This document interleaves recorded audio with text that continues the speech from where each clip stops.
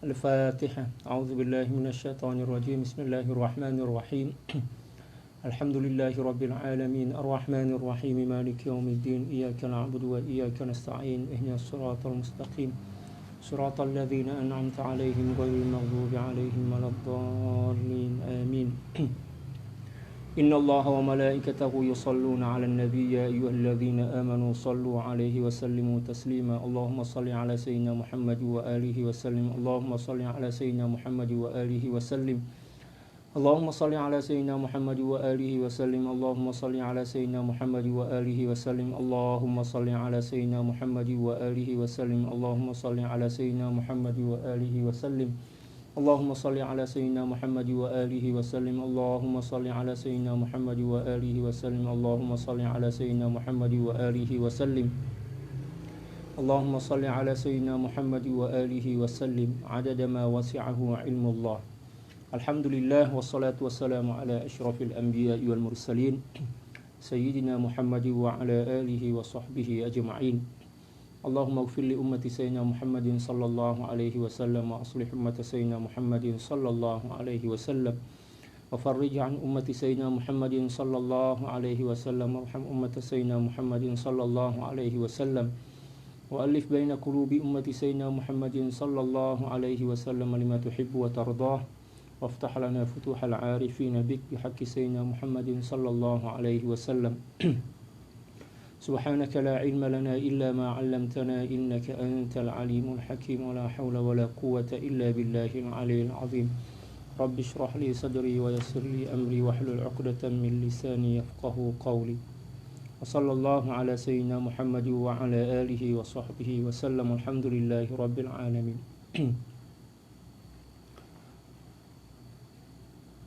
Alhamdulillah.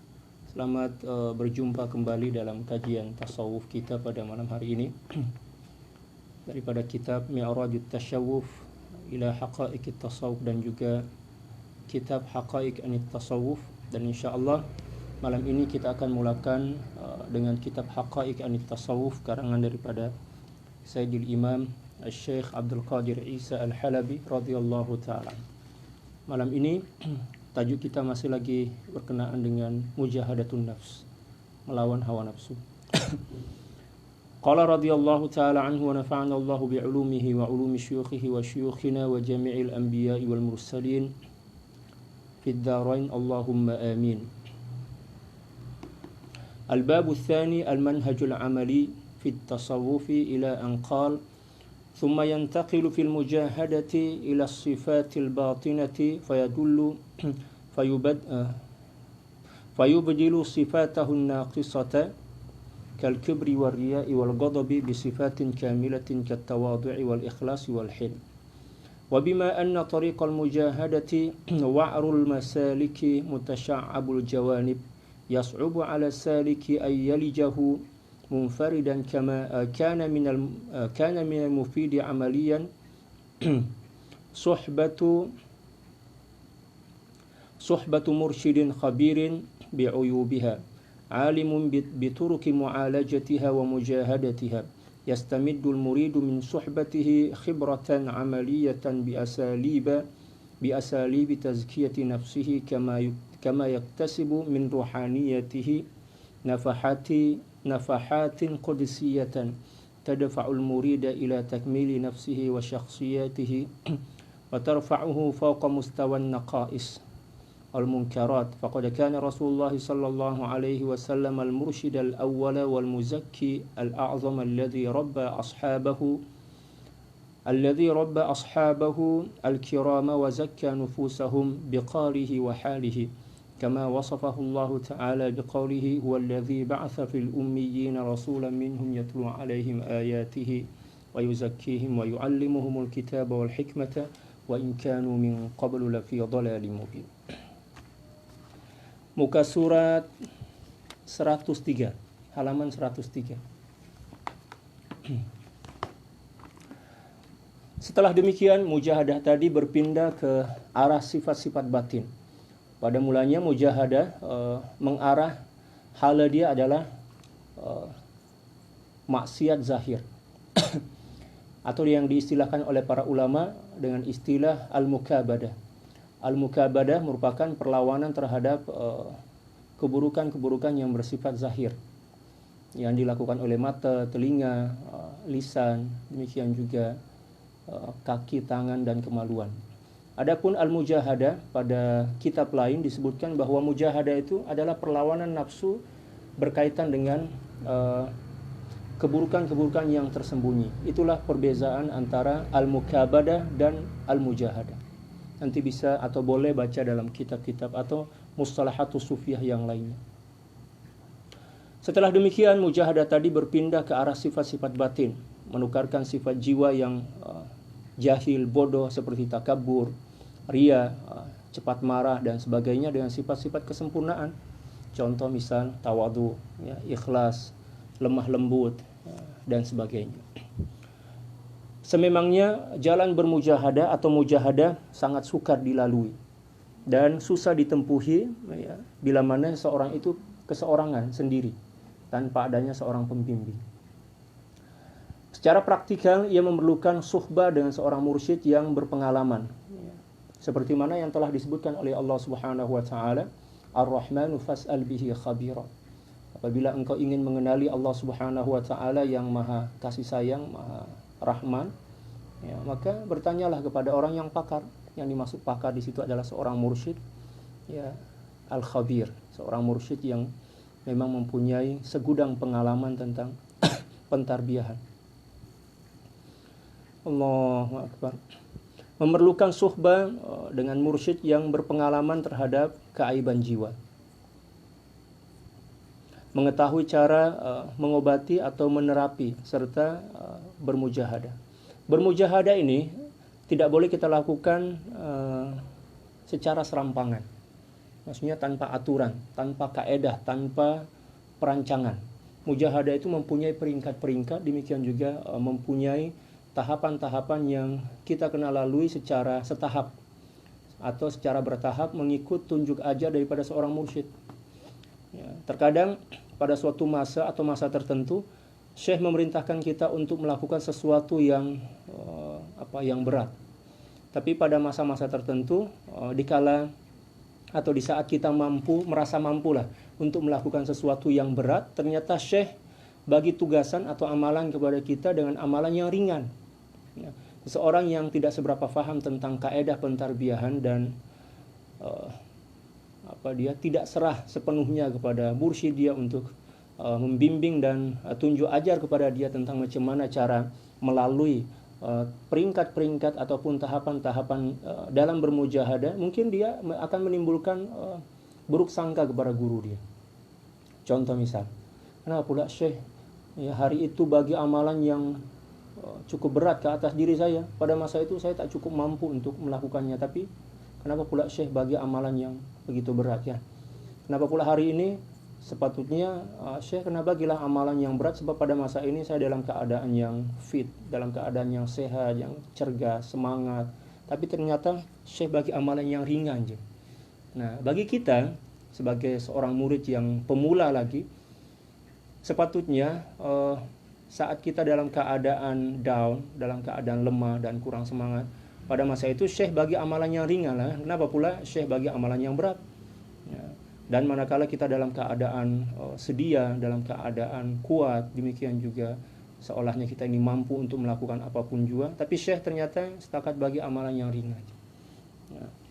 Bagi kita itu adalah suatu perkara yang pelik, yang aneh kalau dalam bahasa Indonesia. Akan tetapi bagi seorang mursyid dan murabbi, mereka lebih pengalaman dan mereka lebih mengetahui dan memahami apa yang sepatutnya dilakukan oleh murid dia saat melakukan mujahadah mengikut peringkat dan tingkatan serta tahapan yang sesuai untuk murid itu. Jadi sebagai seorang murid ini kita serah aja lah kepada Syekh. Apa yang Syekh cakap, amalkan terus, tak payah nak banyak fikir, tak payah nak banyak tanya, terus amalkan. Amalkan aja terus. Kita kena letak diri kita macam kal mayyiti 'inda ghasilihi. Macam seorang mayit lah. Mayat kalau dalam bahasa Indonesia, di tangan orang yang memandikannya. Nak cubit ke, nak putar telinga ke, jewer kalau dalam bahasa Indonesia. Tak ada respon kan.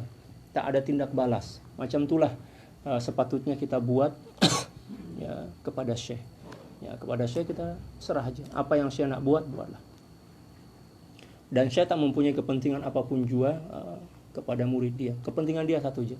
Nak menghantar murid itu agar boleh segera sampai kepada destinasi yang sebenar, yaitu mengenali Allah Subhanahu wa taala dalam musyahadah. Mengetahui cara mengobati serta mujahadah, mengetahui tentang bisikan-bisikan nafsu, demikian juga kalau dalam bahasa Indonesia gelagat nafsu.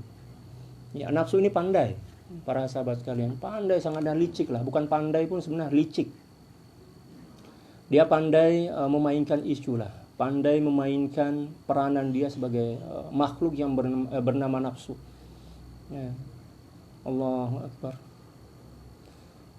Kalau kita para sahabat pernah tengok kungfu lah kan, bela diri kungfu itu. Contoh misalnya tai chi atau mungkin dia wushu lah. Gerakan dia cukup lembut tetapi menipu. Maka gerakan dan tipu daya nafsu itu lebih menipu dibandingkan sesuatu yang menipu lah macam itu. Adapun seorang mursyid, seorang yang pakar, sehebat apapun nafsu itu bersembunyi, berselindung ataupun menggunakan cara yang paling halus, maka seorang mursyid mesti akan mengesan dan mengetahuinya. Malah sebelum nafsu itu melakukan sesuatu, mursyid itu dah paham dah, mesti nafsu ini nak buat ini. Dia tak nak buat ini, sebab ini berat ke atas diri dia. Dia nak buat ini, sebab ini yang paling ringan, dan ini yang sesuai dengan keinginan dia. Nafsu macam seorang mursyid macam tu.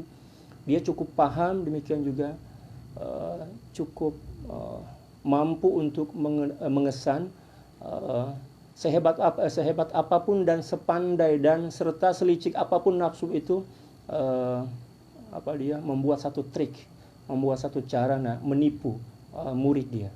Oleh sebab itu, alangkah lebih baiknya bila mana kita serah sepenuh kepada syekh berkenaan dengan pentarbiyahan diri kita. Bersuhbah mampu memberikan murid pengalaman secara praktikal beserta cara-cara penyucian jiwa. Oleh sebab itu, ketika mana kita bermujahadah itu kena satu package dengan dengan suhbah. Kita tak boleh melakukan mujahadah seorang-seorang. Kita kena sertakan atau dampingnya dengan bersuhbah. Sebab melalui proses suhbah itulah syekh akan mengesan tipu daya nafsu. Demikian juga dengan bersuhbah itulah syekh dengan cukup mudah untuk mengajarkan kepada kita tentang tata cara yang terbaik dalam melakukan mujahadah. Murid juga mampu memperoleh berbagai pemberian nafahat al-qudsiyah daripada pancaran kerohanian seorang guru yang mampu mendorongnya ke arah penyempurnaan jiwa dan syakhsiyah atau kepribadian, juga mengangkatnya daripada kedudukan yang rendah kepada lagi mungkar, seperti mana yang telah diajarkan oleh baginda Rasulullah SAW kepada para sahabat sebagai mursyid pertama yang mentazkiyah, ya, atau pentazkiyah ulung, yang telah mendidik para sahabat dengan cara yang terbaik, seperti yang disifatkan oleh Allah Subhanahu wa taala, huwallazi ba'atsa fil ummiyina rasulan minhum yatlu 'alaihim ayatihi wa yuzakkihim wa yu'allimuhumul kitaba wal hikmata wa in kanu min qablu lafi dhalalin mubin. Jadi beliau menjelaskan bahwa ketika kita bermujahadah atau ketika kita mujahadah yang disertai dengan suhbah, maka yang kita peroleh daripada proses mujahadah dan suhbah ini bukan setakat keberjayaan untuk mengalahkan hawa nafsu saja. Akan tetapi lebih daripada itu, kita akan mampu mengalahkan hawa nafsu biiznillah dengan berkat bimbingan seorang mursyid. Yang kedua, kita pun juga akan mendapatkan limpahan pengalaman dan keilmuan nafahat ar-rabbaniyah daripada kerohanian syekh ketika mana kita sedang bersuhbah atau berdampingan atau membersamai guru kita. Dan baginda Rasulullah SAW merupakan contoh misali yang telah mentarbiyah para sahabat, demikian juga mentazkiyah mereka sehingga menjadi generasi terbaik daripada seluruh generasi yang pernah wujud di alam semesta ini, seperti mana Allah Subhanahu wa taala berfirman, kuntum khaira ummatin ukhrijat lin-nasi ta'muruna bil ma'ruf wa tanhauna 'anil munkar. Baginda Rasulullah, Allah Subhanahu wa taala berfirman dalam suratul Jumu'ah, surah Al-Jumu'ah, "Walladzi ba'atsa fil ummiyina rasulan minhum yatlu 'alaihim ayatihi wa yuzakkihim wa yu'allimuhumul kitaba wal hikmah wa in kanu min qablu lafi dhalalin mubin." Dialah yang mengutus pada kamu yang buta huruf, ya, seorang rasul di antara mereka. Ya. Buta huruf yang berlaku pada diri baginda Rasulullah SAW menurut separuh ulama yang bermaksud tak pandai membaca dan menulis, itu merupakan kemuncak daripada kesempurnaan yang melekat pada kepribadian baginda Rasulullah SAW. Bila mana buta huruf itu merupakan sifat yang kurang atau suatu keaiban bagi orang awam, maka buta huruf itu merupakan suatu kemuliaan bagi baginda Rasulullah SAW. Sebab dengan demikian beliau akan terbebas daripada tohmaan ataupun daripada tuduhan-tuduhan musuh-musuh Islam yang mungkin mereka akan mengatakan bahwa Al-Quran ini merupakan kitab atau buku yang dikarang oleh baginda Rasulullah SAW. Alhamdulillah, berkat beliau tergolong sebagai orang yang buta huruf, maka tak ada peluang bagi musuh-musuh Islam untuk mentohma, demikian juga menuduh baginda Rasulullah SAW sebagai pengarang Al-Quran. Itu satu di antara mukjizat beliau. Ya, keummian pada diri baginda Rasulullah SAW, kata para ulama, dikira sebagai salah satu atau satu di antara mukjizat yang dimiliki oleh baginda Rasulullah SAW. Ya. Dan bila mana sifat ummi atau tak pandai membaca dan menulis melekat pada orang biasa macam kita, dikira sebagai keaiban. Adapun ketika mana sifat itu melekat pada diri baginda Rasulullah SAW, maka ianya dikira sebagai mukjizat dan kesempurnaan. Apa tugasan daripada baginda Rasulullah SAW? Yang pertama adalah yang membacakan ayatnya kepada mereka, membacakan ayat, menyampaikan risalah. Mengajarkan ayat suci Al-Quran atau menyampaikan wahyu lah. Yang kedua, menyucikan mereka.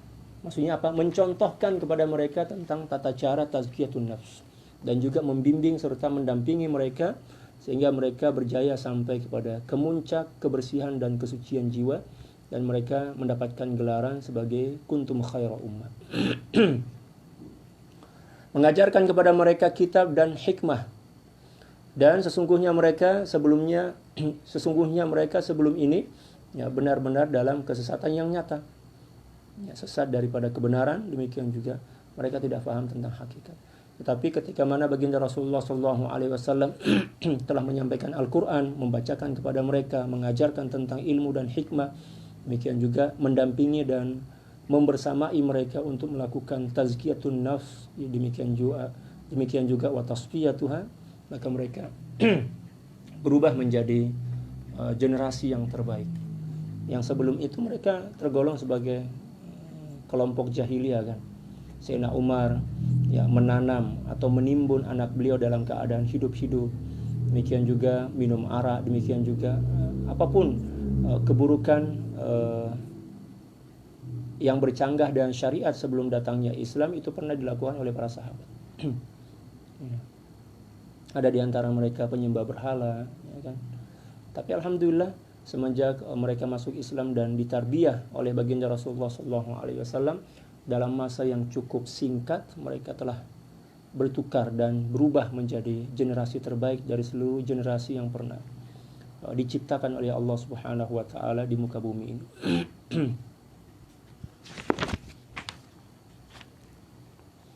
Seterusnya kata beliau, والذي يحقق النفع للمريد هو استقامته على صحبة مرشده واستسلامه والذي يحقق النفع للمريد هو استقامته على صحبة مرشده واستسلامه له كاستسلام المريض للطبيب فإذا ما أدخل الشيطان على قلب المريد da al-gurur ya wal iktifa'a adzati fa'ujiba bi nafsihi wastaghna an mulazamati syekhihi ba'a bil fashali wa waqafa wa huwa yadhunnu annahu sa'ir wa quti'a wa huwa yadhunnu annahu mausulun. Allahu akbar. Qala Syekh Ismail Haqqi rahimahullahu ta'ala fi tafsirihi fa inna kathiran minal mutawassiti hadhihi at-ta'ifati ay as-sufiyya ta'tarihi al-afatu fi asnaki as-suluki 'inda sa'amati an-nafsi min al-mujahadati wa mulamatiha min kathrati ar-riyadat fa yuwaswisu lahum asy-syaitan wa tusawwilu lahum anfusuhum annahum qad balagu fi as-suluki rutbatan qad istaghnaw biha an suhbati asy-syaikh wa taslimi tasarrufatihi fa yakhrujuna min 'indihi wa yashra'una fi at-talabi 'ala wifqi anfusihim fa yaqa'una fi wartatil khizlan wa sukhrati syaitan. Seterusnya kata beliau, perkara yang sebenar-benar memberi munafaat atau manfaat kepada murid ialah istiqamah dalam bersuhbah dengan syekhnya, serta menyerahkan diri kepadanya untuk dididik seperti pesakit yang menyerahkan diri kepada seorang dokter. Sehebat dan sesempurna apapun pencapaian kita dalam maqamat, maka kita kena senantiasa tetap dan istiqamah membersamai guru kita. Walaupun mungkin suhbah yang kita lakukan adalah suhbah ruhiyah, sebab suhbah itu terbahagi menjadi dua. Yang pertama adalah as-suhbatul jusmaniyah atau as-suhbatul jasadiyah, ya, membersamai syekh ya, dengan jasad. Yang kedua adalah as-suhbatul ruhaniyah atau as-suhbatul ruhiyah, membersamai guru atau mursyid dengan ruh kita, senantiasa merasa kita bersama guru walaupun kita berada di jarak yang berjauhan, macam itu.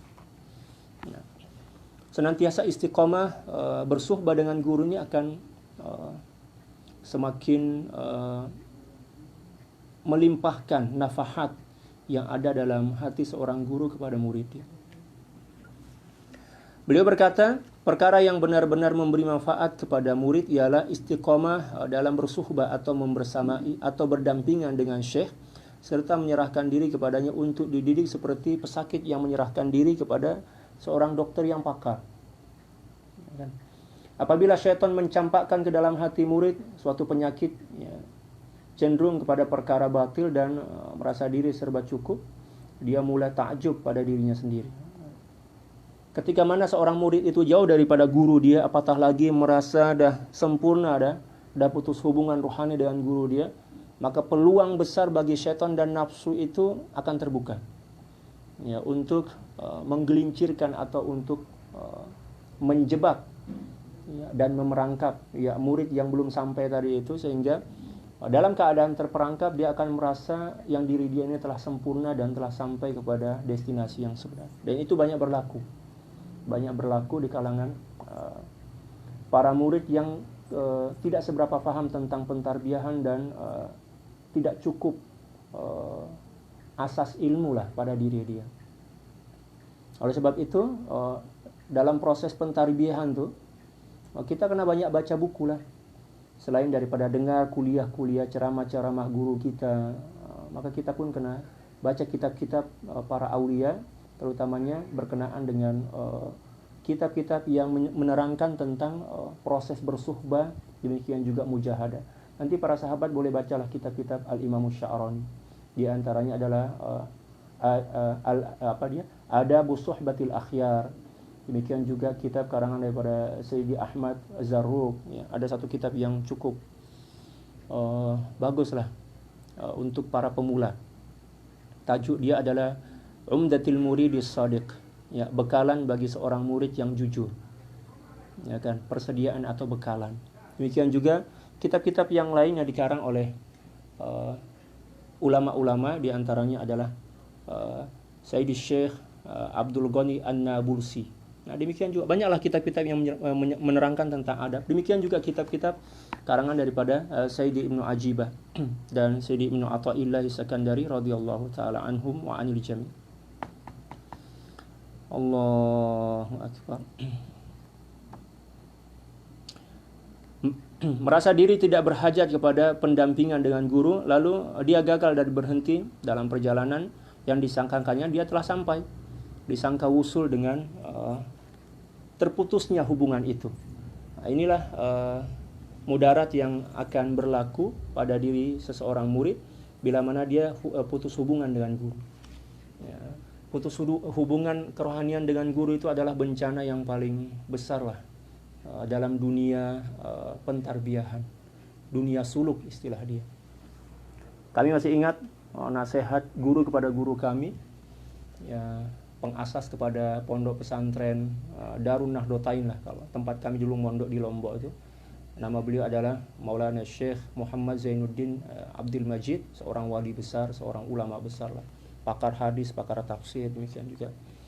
Beliau telah mengasas satu organisasi dakwah yang dipanggil Nahdlatul Wathon. Murid dia di sana itu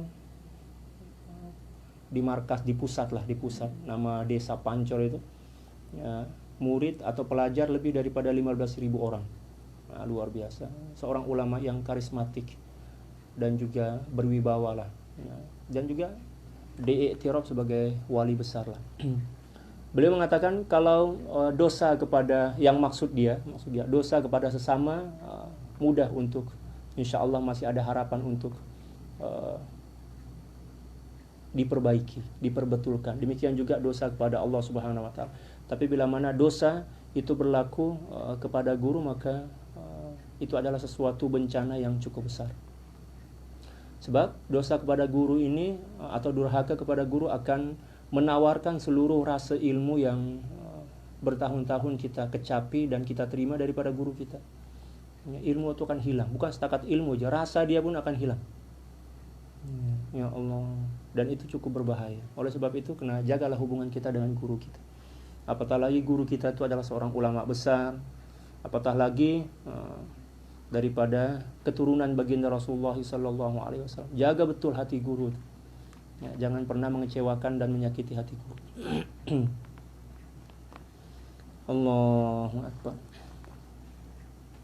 Seterusnya kata beliau radhiyallahu taala an, Syekh Ismail Al-Haqqani rahimahullahu taala dalam tafsir beliau berkata, sesungguhnya ramai dari golongan, ya, pertengahan kaum ini, golongan sufi maksudnya, ditimpa kebinasaan di tengah-tengah perjalanan suluk mereka, yaitu ketika merasa jemu dan boring, bosan lah, bermujahadah ataupun beribadah, beriadah. Saat itu syaitan membisikkan, waswas dan membisikkan bahwa mereka telah sampai kepada peringkat kedudukan yang tidak lagi berhajat kepada suhbah dan taslim kepada syekh. Ini cabaran yang paling besar. Pada masa kita letih, lelah, lesu lah dalam bahasa Indonesia, atau jemu dan bosan, bermujahadah, pada masa itu terkadang ada bisikan-bisikan halus daripada syaitan dan nafsu yang membisikkan agar kita berlepas diri daripada guru. Dia cakap, oh awak ni dah sampai dah, tak berhajat dan tak perlu dah kepada guru. Ya, awak ni dah menjadi wali dah. Bila mana kita seketika itu juga kita menyambut bisikan syaitan dan nafsu itu, maka akan terputuslah, ya, silsilah ketersambungan kerohanian kepada baginda Rasulullah SAW. Demikian juga kepada guru kita. Dan semua apapun yang telah kita peroleh setakat ini akan menjadi hancur dan sia-sia. Maka meninggalkan guru dan berjalan mengikut kemauan sendiri menyebabkan seseorang itu terjerumus ke lembah penyesalan dan tunduk kepada keinginan hawa nafsu dan syaitan. Dan itu merupakan punca kepada kebinasaan yang selalunya berlaku di kalangan para murid yang kurang ilmu dan kurang memahami tentang perkara-perkara yang berhubung kait dengan pentarbiyahan dan bersuhbah serta mujahadah. Oleh kerana itu, ya, perlu kita memperdalami ilmu. Walaupun kita telah pernah belajar bertahun-tahun atau berpuluh-puluh tahun, tetapi ketika mana kita sedang berada di bawah pentarbiyahan syekh, maka ilmu itu semakin kita perlukan. Sebanyak mungkin kita carilah. Jadi untuk boleh sampai kepada Allah Subhanahu wa taala tak cukup setakat berwirid dan berzikir aja. Kena ada ilmu. Ya, kena ada ilmu.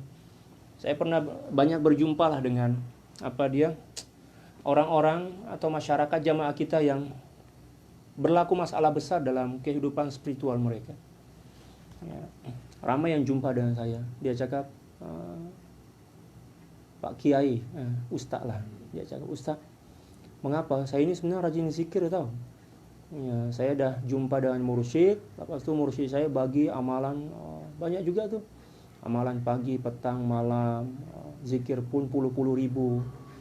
Ya, tapi kenapa pula seolah-olahnya saya belum lagi merasai rasa kedekatan diri kepada Allah itu. Malah saya rasa diri macam semakin menjadi-jadilah, ya kan? Malah kata dia, ada masa-masa tertentu yang saya rasa diri ini dah berada di alam lain lah. Seolah-olahnya saya telah berjumpa dengan malaikat, macam-macam lah dia cerita. Pening kepala saya dengar tu.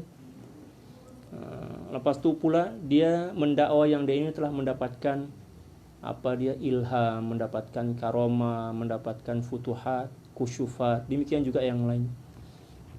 Saya cakaplah, saya tanyalah kepada dia, adakah guru tuan dan puan ada bagi ilmu ya, pengajian-pengajian kitab, pengajian-pengajian tasawuf, pengajian-pengajian ilmu lah secara amnya. Dia cakap, tak ada pun. Beliau setakat bagi zikir ya, bagi amalan je. Inilah punca kepada musibah dan malapetaka yang berlaku di kalangan orang-orang awam yang mengamalkan tasawuf tanpa bimbingan seorang mursyid yang cukup syarat sebagai seorang mursyid. Oleh sebab itu, kita nak belajar tasawuf ini kena belajarlah pada seorang mursyid yang cukup syarat sebagai seorang mursyid, seperti mana yang selalu saya sampaikan kan. Syarat pertama, ayyakuna aliman bil kitabi was sunnati ala fahmi ahli sunnati wal jamaah. Itu syarat yang pertama, seorang yang benar-benar faham secara mendalam isi kandungan Al-Quran dan hadis, dan juga mengikut pahaman akidah ahli sunnah wal jamaah. Maknanya seorang ulama lah, seorang yang faqih. Yang kedua, wa ayyakuna dza khibrah, seorang yang mempunyai kepakaran dan pengalaman spiritual. Yang ketiga pula wa iyakuna sahibas sanad, mempunyai sanad keilmuan yang bersambung kepada baginda Rasulullah sallallahu alaihi wasallam. Sama ada sanad riwayah, dirayah dan tazkiyah. Sanad ada 3 kan? Sanad riwayah, dirayah dan tazkiyah. Dan yang keempat wa iyakuna ma'dzunan min 'indi syaikhihi 'ala tarbiyati wal irsyad. Dia telah mendapatkan kebenaran daripada guru dia untuk membimbing orang lain, untuk mengajak orang lain menuju kepada Allah Subhanahu wa taala, untuk mendapatkan cinta dan ridha. Itulah 4 syarat sebagai seorang mursyid. Dan kita kena pastikan setiap orang yang ingin kita jadikan sebagai seorang mursyid, 4 syarat itu kena betul-betul sempurna pada syakhsiyah dan diri dia. Kalau tak cukup 1 misal, atau tak lengkap lah, walaupun 1 je yang kurang, maka tak cukup syarat sebagai seorang mursyid. Tapi kebanyakan di negara kita lah kan, sama ada di Indonesia ataupun di Malaysia yang saya tahu lah, yang saya maklum lah, yang saya tahu lah kan. Ramai guru, mohon maaf lah, guru tarekat, saya tak menuduh dan saya tak sebut nama pun sebenarnya kan, yang tak cukup syarat sebagai seorang mursyid. Tak cukup syarat sebagai seorang mursyid. Mungkin dia ahli zikir, mungkin dia ahli wirid, dan mungkin dia seorang wali, memang wali lah, mungkin wali kita berhusnuzon kepada dia. Tapi untuk menjadi mursyid itu bukan setakat syarat dia bukan setakat menjadi wali, tak. Bukan setakat itu je. Ada 4 tadi itu. Ada 4 syarat. Kalau kita kan janji dia ada karomah, lepas tu zikir dan wirid dia berpuluh-puluh ribu, ingatkan dah cukup syarat sebagai seorang mursyid. Tak cukup lagi, kena cek kebenaran. Kena cek, pastikan bahwa 4 syarat yang saya sebutkan tadi itu memang telah bersebati dengan jiwa seseorang yang kita nak jadikan sebagai mursyid. Telah mendarah daging lah macam itu. Ini pula ada mursyid, ada yang mengaku diri sebagai mursyid, hukum hakam pun tak faham tentang solat, tentang syariat yang asas pun tak seberapa paham, kan? Demikian juga tak faham pun dia tak faham pun tentang istilah-istilah tasawuf, kaedah-kaedah tasawuf, prinsip-prinsip tasawuf, sejarah tentang tasawuf, kan? Malah mungkin baca kitab pun tak reti. Macam mana nak menjadi mursyid? Inilah masalah yang besar yang selalu berlaku lah di tengah-tengah masyarakat kita, sehingga yang menjadi mangsa itu adalah masyarakat lah. Saya tak perlu sebut nama tempat lah. 3-4 bulan lepas saya datang di satu kawasan. Ramai yang datang jumpa dengan saya, Ustaz macam mana nih saya nampak benda-benda pelik lah ketika mana setelah saya mengamalkan zikir daripada guru saya puluh-puluh ribu, macam-macam lah diceritakan. Setelah saya tanya tentang syarat-syarat guru dia sebagai seorang mursyid, ternyata masalahnya kat situ lah, tak cukup syarat sebagai seorang mursyid, dan dia sorok-sorok diri sebagai seorang mursyid, sehingga yang menjadi mangsa adalah jamaah dia, ya kan, murid-murid dia. Ada juga yang mendakwa mendapatkan izin untuk memberikan irsyad dan tarbiyah itu melalui mimpi. Mana boleh? Dia cakap saya jumpa dengan Syekh Fulan. Lepas tu Syekh Fulan itu cakap kepada saya, yang saya ini telah diangkat sebagai khalifah, telah diangkat sebagai wali, dan telah diangkat sebagai guru lah, boleh bagi tarbiyah kepada orang lain, macam tu. Dan dia percayalah, dia terima, sebab itu adalah sesuatu yang dinanti-nantikan oleh orang awam kan. Lepas tu dia gunalah jubah, dia guna surban, dia nampak macam guru. Mufti pun kalah. Saya tak perlu sebut nama lah, saya tak sebut tempat juga kan. Tapi ternyata apa yang berlaku, murid-murid dia kebanyakan terpesong dalam pentarbiyahan. Banyak benda pelik-pelik yang berlaku dalam diri dia orang. Ya, dan itu adalah masalah yang perlu kita selesaikan lah, perlu kita carikan jalan keluar.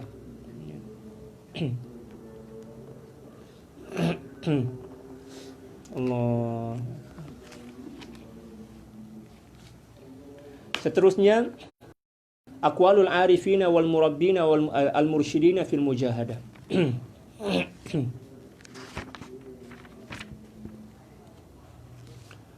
Qala Abu Uthman al-Maghribi rahimahullahu ta'ala, man dhanna annahu yuftahu lahu bihadhihi at-tariqati aw yukshafu lahu an shay'in minha la biluzumil mujahadati fahuwa fi ghalatin. Kita dengar ini dulu ya. Kita dengar azan dulu. Allahu akbar, Allahu akbar.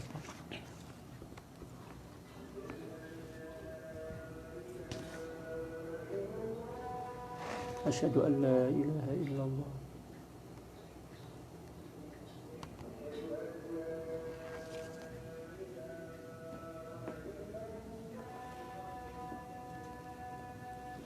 Asyhadu an la ilaha illallah.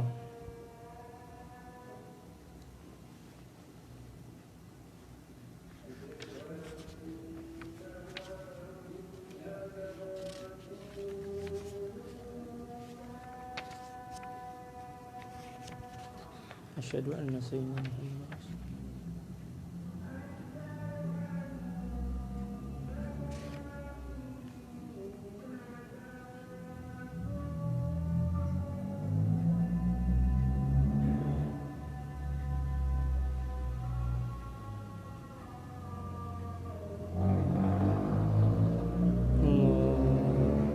Asyhadu anna sayyidina Muhammad.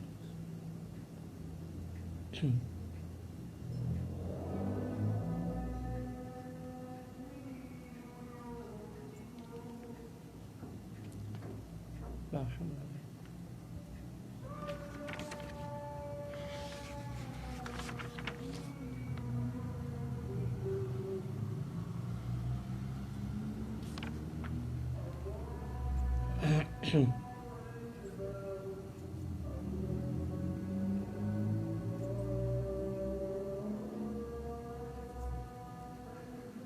Allahu akbar, Allahu akbar.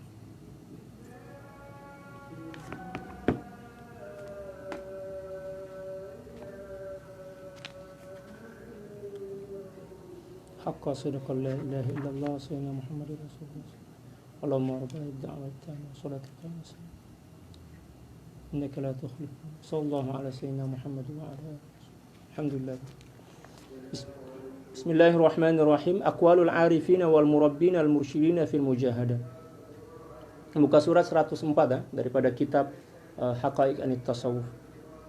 Qala Abu Uthman al-Maghribi rahimahullahu ta'ala, man dhanna annahu yuftahu lahu bihadhihi at-tariqati aw yukshafu lahu an shay'in minha la biluzumil mujahadati fahuwa fi ghalatin. Wa qala al-Imam al-Junayd radhiyallahu ta'ala anhu, sami'tu as-Sariy as-Saqati radhiyallahu ta'ala anhu yaqul, ya ma'syara asy-syabab jiddu qabla an tablughu mablaghi fatad'ufu wa tuqassiru kama dha'uftu Allah wa qassartu wa kana fi dhalika al-waqti la yalhaquhu ya asy-syabbu fil ibadah. Allah la yulhiquhu asy-syabbu fil ibadah. Wa qala Abu Uthman al-Maghribi radhiyallahu ta'ala an, la yara ahadun 'aiba nafsihi wa huwa mustahsinun min nafsihi syai'a wa inna ma yara 'uyuba nafsihi may yattahimuha fi jami'il halat. Allahu akbar. Ya, perkataan para arifin, demikian juga para murabbi dan mursyid tentang mujahadah. Abu Uthman al-Maghribi radhiyallahu ta'ala anhu berkata, sesiapa yang menyangka dengan jalan ini dia akan dibukakan atau dikasyafkan tentang sesuatu perkara berkenaan dengan mughayyabat, tapi atau tanpa perlu bermujahadah, maka dia telah silap. Kalau ada orang cakap, oh saya boleh sampai ke maqam ma'rifah nih, tak payah nak mujahadah, janji saya banyak zikir, jaga solat, ya, itu adalah suatu kedustaan, ya, ketertipuan lah. Oleh sebab itu, Sayyidi Syekh Ibn Athaillah Sakandari radhiyallahu ta'ala telah berkata, man asyraqat bidayatuhu asyraqat nihayatuhu. Ay man asyraqat bidayatuhu bil mujahadah asyraqat nihayatuhu bil musyahadah. Siapa orang yang memulakan perjalanan kerohanian dia dengan mujahadah yang bersungguh-sungguh melawan hawa nafsu dia, maka cahaya yang akan diperoleh di penghujung jalan nanti adalah cahaya yang musyriqah, yang betul-betul bersinar dengan terang. Tapi kalau tak ada mujahadah, maknanya tak ada cahaya lah. Man la mujahadatalah fala ya wusulalah. Seseorang yang tidak melakukan mujahadah, maka tak boleh sampailah kepada tujuan. Kita nak sampai kepada tujuan kena ada perjalanan yang kita tempuh kan, kita lalui. Nah, proses perjalanan itulah yang dipanggil mujahadah. Ya, kita letih, lelah, haus, lapar, ngantuk kan. Badan kita pegal-pegal lah kalau dalam bahasa Indonesia. Bahkan mungkin menyebabkan kita encok-encok. Encok ini mana sakit pinggang sebab perjalanan yang begitu panjang. Biasalah. Macam itu. Seterusnya kata beliau, ya, Al-Imam Al-Junayd radhiyallahu taala anhu ya, berkata, aku telah mendengar As-Sariy As-Saqati. As-Sariy As-Saqati ini adalah paman beliau dan juga ayah tiri beliau. Dan pada masa yang bersamaan Sayyidi Sariy As-Saqati ini merupakan guru kerohanian beliau, mursyid dan murabbi beliau. Apa kata beliau? Beliau berkata, wahai para pemuda, wahai pemuda, bersungguh-sungguhlah kamu dalam beribadah sebelum kamu mengalami apa yang telah aku alami saat ini. Lalu kamu akan menjadi lemah dan kurang beribadah seperti mana aku lemah dan kurang beribadah. Allahu Akbar. Padahal pada masa tersebut tidak ada seorang pun yang mengalahkan kehebatan beribadah daripada Sayyidi As-Sariy As-Saqati. Luar biasa. Ya kan? Allahu Akbar. Itulah bentuk sifat tawadhu yang nampak pada diri seorang mursyid, seorang guru yang luar biasa. Subhanallah. Seterusnya, Sayyidi Abu Uthman al-Maghribi radhiyallahu taala anhu juga berkata, seseorang itu tidak akan melihat keaiban diri sendiri sekiranya dia masih memandang elok ya, pada apapun jua daripada perkara yang ada pada dirinya. Selagi kita masih lagi menganggap ada sesuatu yang elok pada diri kita, maka sangkaan dan anggapan itulah yang akan menutup mata batin kita sehingga tak nampak, tak boleh melihat keaiban-keaiban diri kita. Apatah lagi kita merasa diri kita paling pandai, kita paling alim, ya kan? Na'udzubillah tsumma na'udzubillahi min dzalik.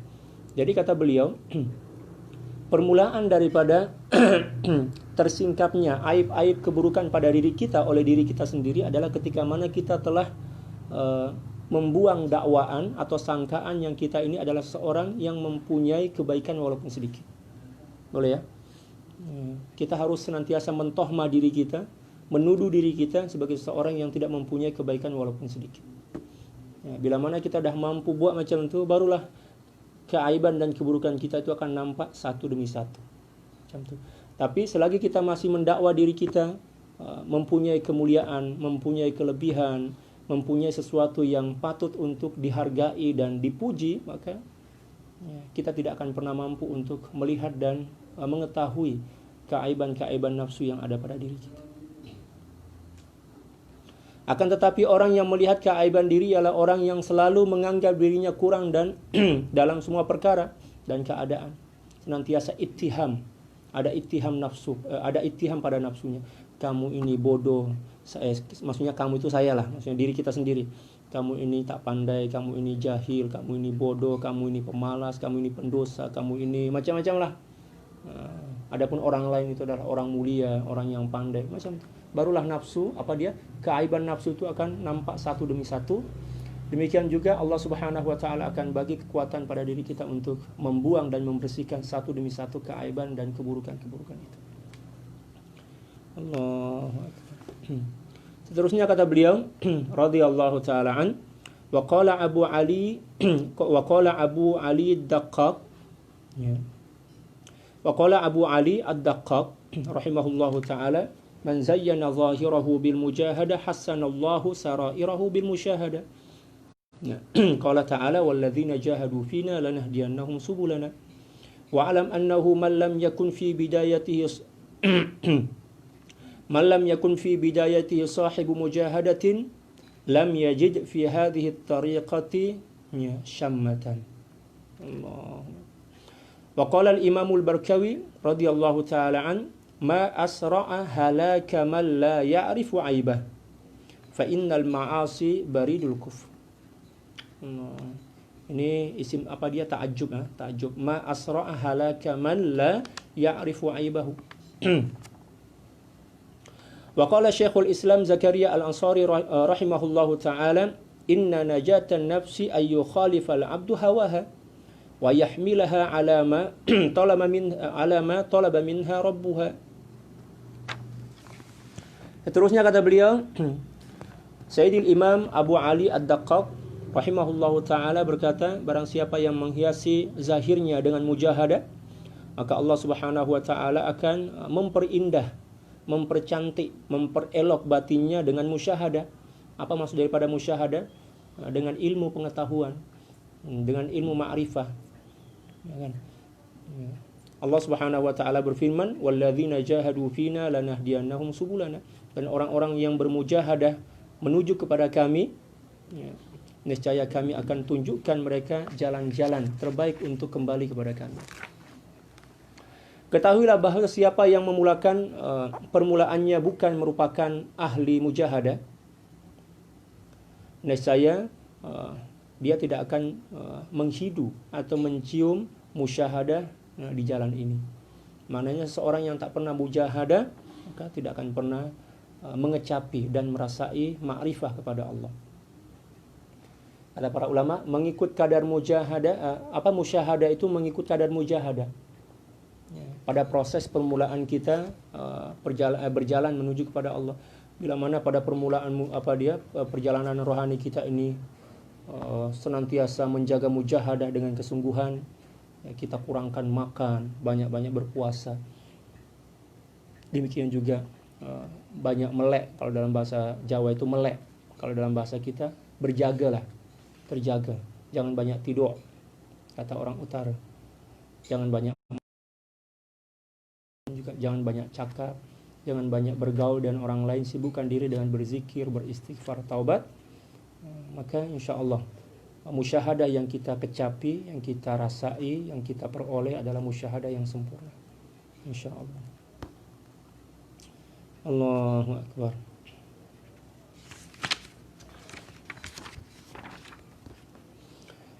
Al-Imamul Barkawi radhiyallahu taala an berkata, betapa cepatnya binasa bagi sesiapa yang tidak mengetahui keaibannya. Sesungguhnya maksiat itu adalah utusan.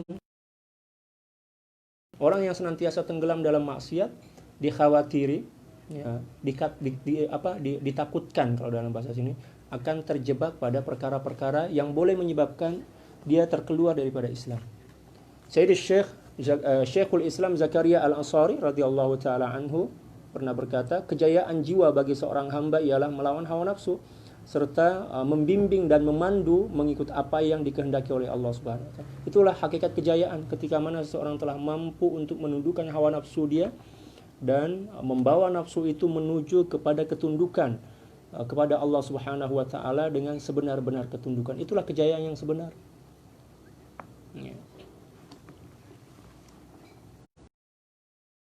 Seterusnya kata beliau, wa qala al-Imam al-Barkawi rahimahullahu taala, kita nak habiskan sikit lagi. Insyaallah. Banyak lagi. Ya, saya baca cepat saya baca cepat.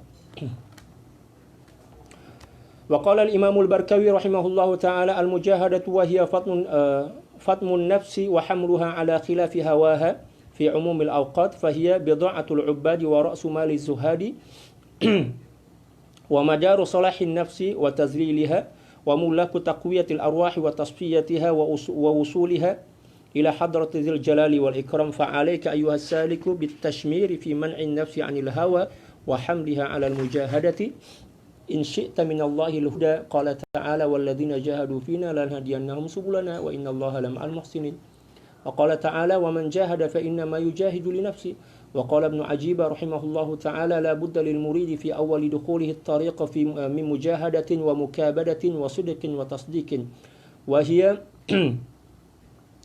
hiya mazharun wa majla wa hiya mazharun wa majlatun lin nihayat faman asyraqat bidayatuhu asyraqat nihayatuhu faman ra'aynahu jaddan fi talabil haqqi bazilan nafsahu wa fulusahu wa ruhahu wa izzahu wa jahahu tiga al-wusuli ila at-tahaqquqi bil ubudiyyati wal maqami biwadhaifir rububiyyati alimna ishraqa nihayatihi bil wusuli ila mahbubihi wa idza ra'aynahu muqassiran ya alimna qusurahu amma hahunak. Allah. Qala Muhyiddin qala al-Imam Sayyidi Muhyiddin Ibn Arabi radhiyallahu ta'ala an min kitab al-Futuhat al-Makkiyah ar-riyadatu wal khalawatu wal mujahadatu wa asaruha. ولما رأيت عقول أهل الإيمان بالله تعالى أن الله تعالى قد طلب منها أن تعرفه بعد أن عرفته بأدلتها النظرية علمت أن ثم علما آخر بالله لا تصل إليه من طريق الفكر فاستعملت. Ini beliau bercerita tentang فاستعملت الرياضات والخلوات والمجاهدات وقطع العلائق والانفراد والجلوس مع الله تعالى بتفريق المحل وتقديس القلب عن شوائب الأفكار إذ كان متعلق الأفكار الأكوان واتخذت هذه الطريقة من الأنبياء والرسل وسمعت أن الحق جل جلاله ينزل إلى عباده ويستعطفه فعلمت أن الطريق إليه من جهته أقرب إليه من الطريق من فكرها.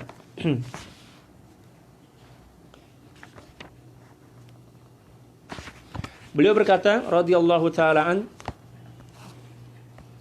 Al-Imamul Barkawi radhiyallahu taala an berkata, bermujahadah ialah menahan dan memandu nafsu dalam kebanyakan waktu, dalam setiap waktu lah.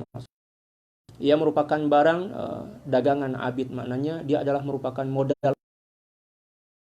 Demikian juga ahli zuhud, dan juga merupakan intipati daripada kebaikan serta kehinaan jiwa. Allahu Akbar. Seterusnya kata beliau merupakan teras penguat dan penyuci rohani serta penyampai kepada hadrat ilahi. Ya. Wahai salik, jika kamu inginkan hidayah, maka hendaklah bersedia menahan jiwa daripada menuruti kehendak hawa nafsu dan memandunya supaya bermujahadah. Allah Subhanahu wa taala berfirman, dan orang-orang yang bermujahadah pada jalan kami, pastilah kami akan tunjukkan jalan kepada mereka. Dan juga Allah Subhanahu wa taala berfirman, dan barang siapa yang berjihad, sesungguhnya dia telah berjihad untuk dirinya sendiri. Maknanya seorang yang bermujahadah itu keutamaan dan kemuliaannya nanti akan kembali kepada dirinya sendiri. Sayyidina Ibnu Ajibah radhiyallahu taala anhu berkata, pada permulaan tahqiq, seseorang murid mesti bermujahadah serta benar-benar lagi memperbetulkan mujahadah dia. Itu semua merupakan lambang serta pengkilap menuju kesudahan. Sesiapa yang permulaannya cemerlang, penuh dengan cahaya mujahadah, niscaya penghujungnya juga gemilang. Bila kita melihat seorang itu benar-benar berusaha, demikian juga mencari kebenaran dengan mengorbankan diri dia, duit dia, kerohanian dia, kemuliaan dia, kedudukan, dan memandunya mencari wusul. Wusul maknanya boleh sampai kepada ubudiyah yang sebenar-benar serta menunaikan tugas-tugas rububiyah. Kita boleh tahu bahwa sesungguhnya akan gemilang dengan wusul kepada kekasihnya. Macam itu.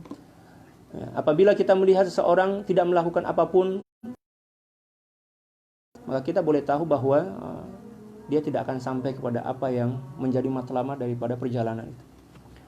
Sayyidina Al-Imam Muhyiddin Ibnu Arabi radhiyallahu taala an pernah berkata dalam kitab Futuhatul Makkiyah, bab riyadhah, demikian juga khalwah dan mujahadah serta kesannya. Jadi kitab Futuhatul Makkiyah itu merupakan kitab yang menceritakan tentang tasawuf, demikian juga kaedah-kaedah bertasawuf. Beliau berkata, sebaik saja akal ahli iman mengetahui Allah Subhanahu wa taala telah memintanya untuk mengenali Allah Subhanahu wa taala, yaitu setelah dia memperkenalkannya dengan dalil-dalil akal, maka ketahuilah bahwa di sana ada ilmu lain tentang Allah Subhanahu wa taala yang tidak boleh dipahami dan tidak boleh sampai kepadanya sekiranya melalui jalan akal fikiran. Banyak ilmu yang tak boleh kita cerna, tak boleh kita pahami menggunakan akal, tetapi setakat boleh kita ketahui melalui kecemerlangan hati, kebersihan jiwa. Mereka menggunakan riyadhah. Riyadhah maknanya mujahadah. Demikian juga banyak berkhalwat, banyak melawan nafsu, demikian juga merentasi halangan-halangan. Bersabar dalam merentasi halangan-halangan. Bersendirian dan duduk bersama Allah Subhanahu wa taala serta membersihkan hati dari kekeruhan pemikiran. Kita buang tuh kekeruhan yang ada dalam pikiran kita, kecelaruan yang ada dalam benak kita. Jalan ini telah dilalui oleh para nabi dan rasul. Mereka mendengarkan kata-kata bahwa Allah Subhanahu wa taala turun kepada hambanya serta bersifat belas kasih. Mereka tahu bahwa jalan ini lebih dekat menuju kepada Allah Subhanahu wa taala berbanding dengan jalan menggunakan fikir. Sampai kepada ma'rifatullah tak boleh menggunakan akal.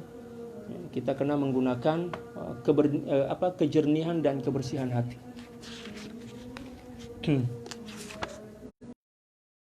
Insyaallah dalam 5 minit habis.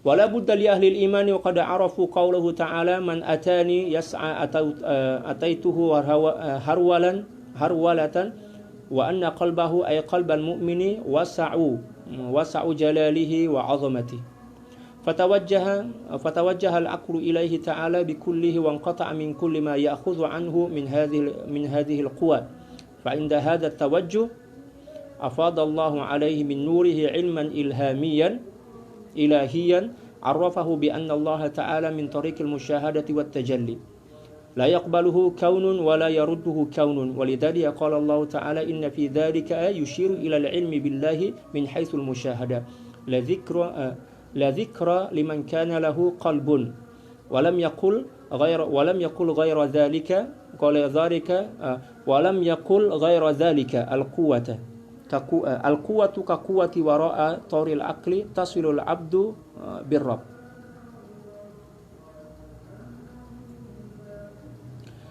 Fa innal qalba ma'lumun bit-taqallubi fil ahwali da'iman fa huwa la yabqa ala halatin wahidatin fakadhalika at-tajalliyatul ilahiyyah.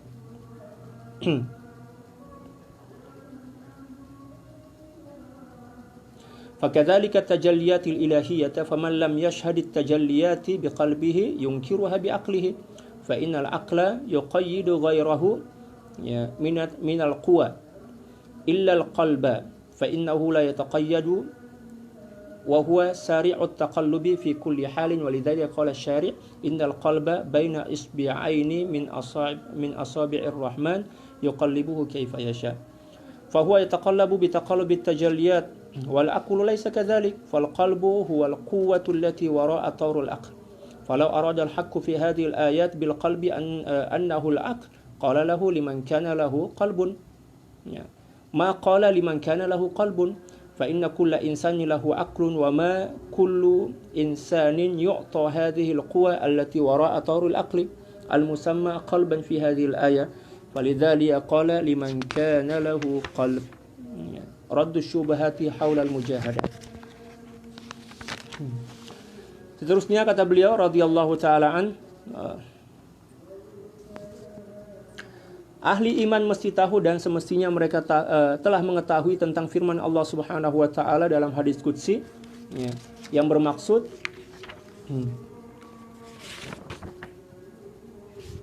sesiapa yang datang kepadaku dengan berjalan, aku akan datang kepadanya dengan berlari, dan hati mukmin itu ya luas bagi Allah Subhanahu wa taala yang maha, dan demikian juga bagi keagungan Allah Subhanahu wa taala. Suruh akal kepada Allah Subhanahu wa taala dan putuskanlah segala kekuatan yang diambil daripada akal tersebut. Ketika itu Allah Subhanahu wa taala pastilah melimpahkan nurnya atau cahayanya kepadamu tentang ilmu ketuhanan melalui jalan musyahadah dan tajalli. Allah Subhanahu wa taala memberitahumu bahwa Dia tidak menyerupai makhluk dan makhluk pula tidak menyerupainya. Ya, jadi ilmu tentang ketuhanan itu setakat boleh kita resapi dengan hati. Tak boleh menggunakan akal.